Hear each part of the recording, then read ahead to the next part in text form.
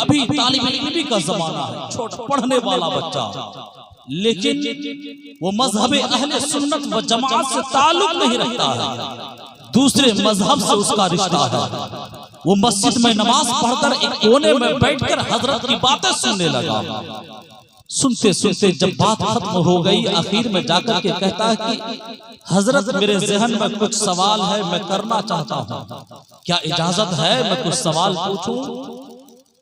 हुजूर सरकार कला ने फरमाया, बेटा ठीक है, जो सवाल करना है वो तुम पूछ सकते हो, जरा आप ध्यान दीजिएगा।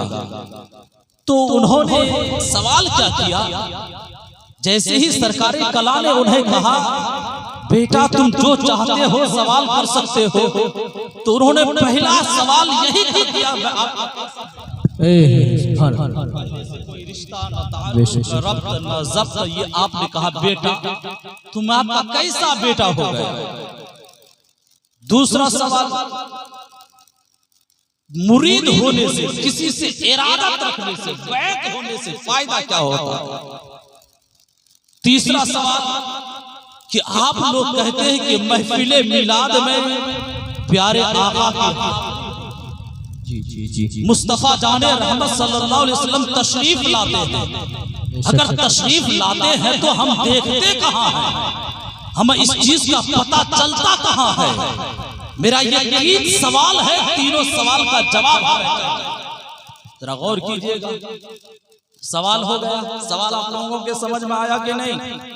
बोलिए। सवाल हो गया। हजरत ने कहा ठीक, तुम्हारे पहले सवाल का जवाब दूसरे सवाल के जवाब में है, दूसरे सवाल का जवाब बाद में दूंगा, पहले जवाब ले लो, जरा आप ध्यान दीजिएगा। अब हजरत ने कहा ऐसा करो कि तुम्हारे जेब में 5 रुपए है, जरा निकालो।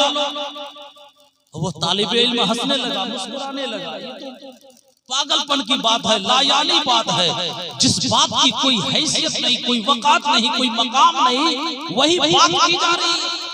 मेरे जेब में तो 1 भी रुपए नहीं है, ये कह रहे हैं जेब में 5 रुपए है, निकालो। अरे मेरे जेब में क्या होगा? जी जी जी, मेरे जेब में 1 भी रुपए नहीं, और ये हजरत कह रहे हैं 5 रुपए है, निकालो। वो हंस रहा है तालिब इल्म, ये कैसी बात हो रही है।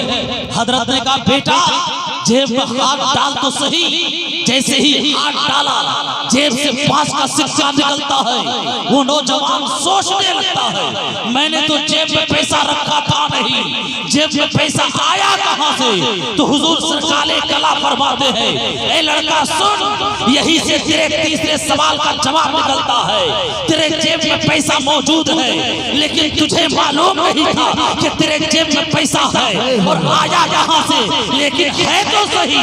इसी तरह महफिले मिलादे मुस्तफा में सरकार आते हैं, सरकार की हाजिरी होती है, ये हमारा कसूर है कि हमें इसका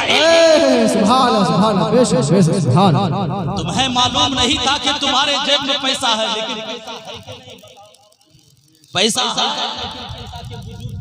इल्म नहीं है। इसी तरह सरकार महफिले मिलाद में आते हैं, लेकिन तुम उस चीज का एहसास नहीं कर पाते हो। जब ये चीज उन्होंने देखा उस तालिब इल्म ने, तो हजरत के हाथ पर ताइब होकर के हजरत का मुरीद हो गया। जरा आप सुनिए क्या हो गया, हजरत का मुरीद हो गया। तब हजरत ने बता, देख इरादत का फायदा ये है, किसी अल्लाह वाले से ताल्लुक रखने का फायदा ये है, किसी अल्लाह के नेक बंदे के हाथ में हाथ देने का फायदा ये है कि अल्लाह उसे बदअकीदगी से ताइब कराकर अहले सुन्नत व जमात में दाखिल। सुभान अल्लाह, सुभान अल्लाह, बेशक बेशक इरादत का फायदा है। अब तू सुन पहले सवाल का जवाब। तूने जो कहा था कि मैं आपका कैसा बेटा हुआ, सुन अब तू मेरा बेटा हुआ। वो मुरीद बेटा हुआ। फायदा समझ में आया कि नहीं?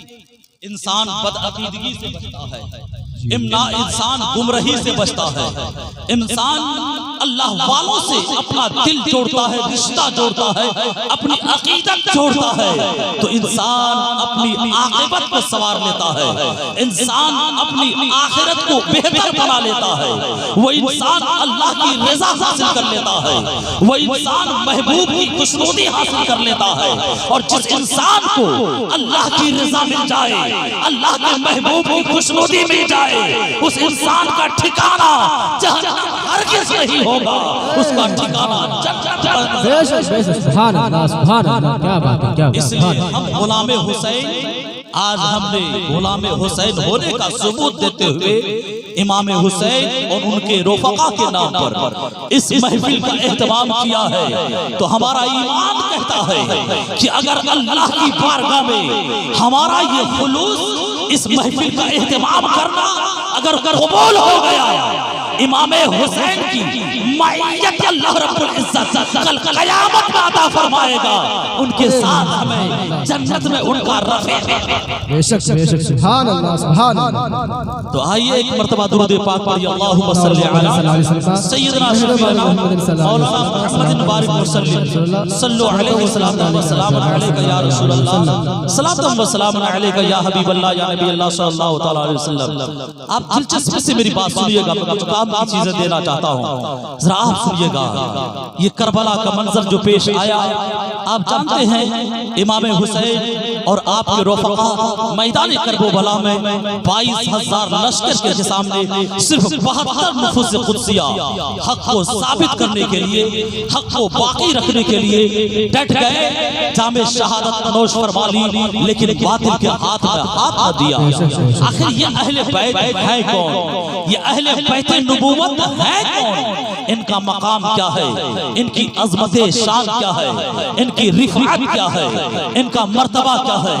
इस पर मैं गुफ्तगू करना चाहता हूँ। अल्लाह फरमाता है, इन्नमा युरीदुल्लाहु लियुज़हिबा अन्कुम अर्रिज्स अहलल बैत व युतहिरुकुम तत्हीरा।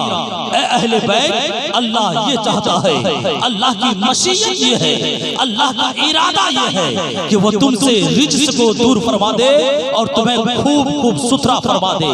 अब गौर कीजिएगा, इस आयत में दो चीजें काबिले गौर है। एक क्या है? अल्लाह फरमाता है, ए अहले बैत, अल्लाह तुमसे रिज्स को दूर फरमाना चाहता है। दूसरी चीज ये है कि अहले बैत की शान क्या है, अहले बैत है कौन, मैं आपको बताना चाहता हूँ।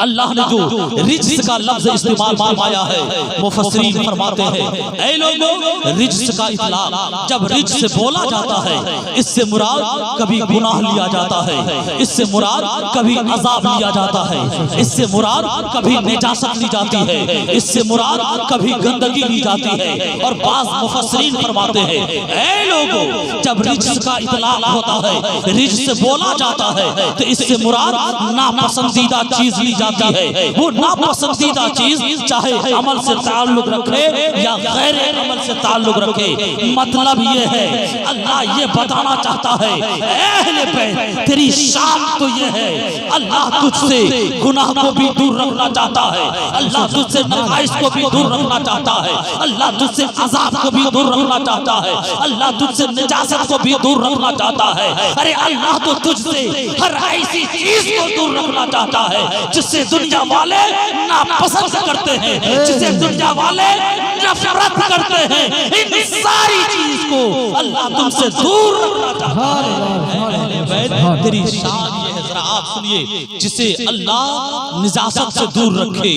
अब एक बात मैं यार रुक करके आपसे पूछना चाहता हूँ, ऐ लोगों, जरा आप बता देना, अल्लाह तो सिर्फ अहले बैत ही के लिए नहीं, तमाम मुसलमानों के लिए चाहता है कि मुसलमान निजासत से दूर रहे, मुसलमान तहारत को अपनाए, मुसलमान पाकीज़गी को अपनाए, मुसलमान सफाई को अपनाए, मुसलमान गुनाहों के काम से दूर रहे, मुसलमान अज़ाब के काम से दूर रहे। वो मुसलमान चाहे हिंदुस्तान का रहने वाला हो, पाकिस्तान का रहने वाला हो, वो मुसलमान अरबिस्तान का रहने वाला हो या किसी तुर्किस्तान का रहने वाला हो, वो मुसलमान सहाबी रसूल हो या गैर सहाबी रसूल हो, अल्लाह तो हर एक के लिए चाहता है कि वो मुनासब, वो अजाब, वो गुनाह से दूर रहे।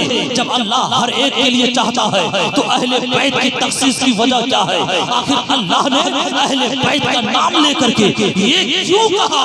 ऐ अहले बैत, अल्लाह तुम्हारे बारे में ये चाहता है कि तुमसे जो है रिज्क को दूर कर दे, तुम्हें खूब खूब सुथरा करे। जरा आप सुनिएगा, मुफस्सिरीन फरमाते हैं, ऐ लोगों सुनो सुनो, इसके अंदर अल्लाह ने जो अहले बैत की तखसीस की है उसकी एक खास वजह है। इसको आप मिसाल से यूं समझिए, यहाँ पर लोग बैठे हैं, वहाँ पर जैसे बहुत से उलमाए किराम बैठे हैं, मैं हर एक को यहाँ पर नहीं जानता, लेकिन उनमें से जैसे शायद हजरत का नाम शायद कारी निसार साहब है या हमारे हाफिज मजहर साहब है, ये लोग स्टेज पर बैठे हैं। मान लीजिए मैंने किसी एक से कहा आप जो है मेरे लिए फला काम कर दीजिए, मान लीजिए मैंने उनसे ये कहा कि आप मेरे लिए एक मोबाइल खरीद करके लेकर आइए। जरा ध्यान दीजिएगा, मैंने उनसे ये कहा मैं चाहता हूँ कि आप मेरे लिए मोबाइल खरीद कर लेकर आइए। अब उनको मुझसे अकीदत है, मुझसे लगाव है, वो बेचारा जबान से कुछ बोल तो नहीं पा रहा।